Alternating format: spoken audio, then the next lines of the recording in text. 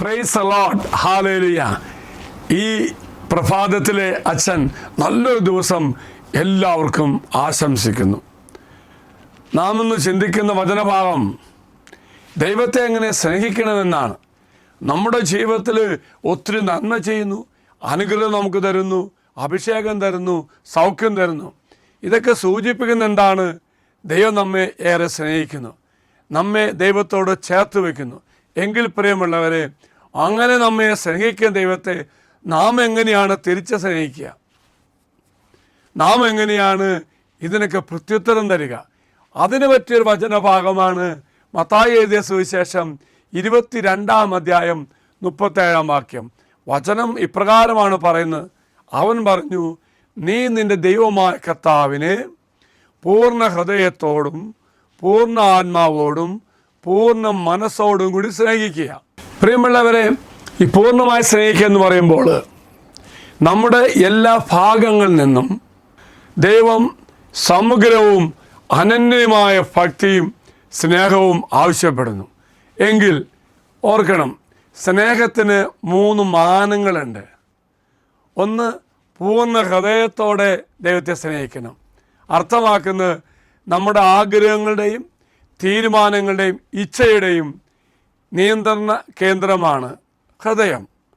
നാം പൂർണ്ണ ഹൃദയത്തോടെ ദൈവത്തെ സ്നേഹിക്കുക എന്നാൽ നമ്മുടെ എല്ലാ ഭാഗങ്ങളിൽ നിന്നും ദൈവം സമസ്തമായ ഒരു സ്നേഹം ആവശ്യപ്പെടുന്നു. നമ്മളതുപോലെ സ്നേഹിക്കണം. പിന്നെ പൂർണ്ണ ആത്മാവോട് എന്ന് പറയുമ്പോൾ, ആത്മാവ് നമ്മുടെ ജീവശക്തിയാണ്, ആത്മീയസത്ത എന്നിവ സൂചിപ്പിക്കുന്നു. ഇത് നമ്മുടെ അസ്തിത്വം പോലും ദൈവത്തിൻ്റെ ഉദ്ദേശത്തിന് കീഴടങ്ങുന്ന ആഴമേറിയതും ജീവൻ ഉൾക്കൊള്ളുന്നതുമായ ഒരു ഭക്തിയെ സൂചിപ്പിക്കുകയാണ്. മൂന്നാമതായിട്ട് പൂർണ്ണ മനസ്സോടെ എന്ന് പറയുമ്പോൾ ബുദ്ധിയുടെ തലത്തിൽ പ്രതിബദ്ധതയെ ഊന്നി പറയുകയാണത്.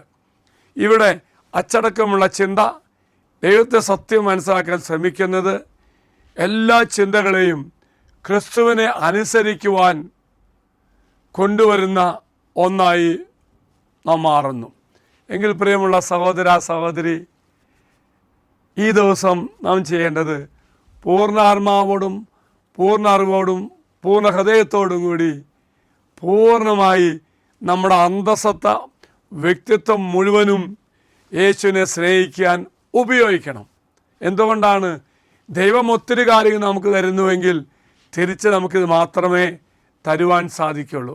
എങ്കിൽ പ്രിയമുള്ള സഹോദരി സഹോദരന്മാരെ, ഈ ദിവസം എങ്ങനെയാണ് എൻ്റെ കർത്താവിനെ പൂർണ്ണമായി പൂർണ്ണ ശക്തിയോടും ആത്മാവോടും ഹൃദയത്തോടും കൂടി സ്നേഹിക്കാൻ സാധിക്കുക എന്ന് ചിന്തിച്ചുകൊണ്ട് ദിവസം ദൈവത്തോട് കൂടെ ആകാൻ നമുക്ക് സാധിക്കാം.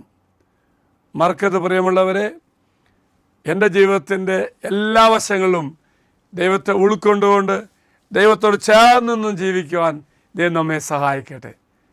ഒപ്പം നിങ്ങളുടെ നിയോഗങ്ങൾ ഈ വാഗ്ദത്ത പേടകത്തിലേക്ക് സമർപ്പിക്കാം.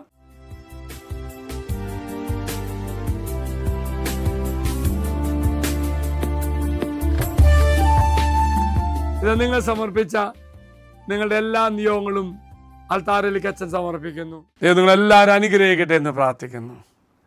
നമ്മുടെ കർത്താവായ ശമിശിഹാ കൃപയും പിതാവായ ദൈവത്തിൻ്റെ സ്നേഹവും പരിശുദ്ധാത്മാവിൻ്റെ സഹവാസം കൂടെ ഉണ്ടായിരിക്കട്ടെ, ഇപ്പോഴും എപ്പോഴും എന്നേക്കും. ആമേൻ.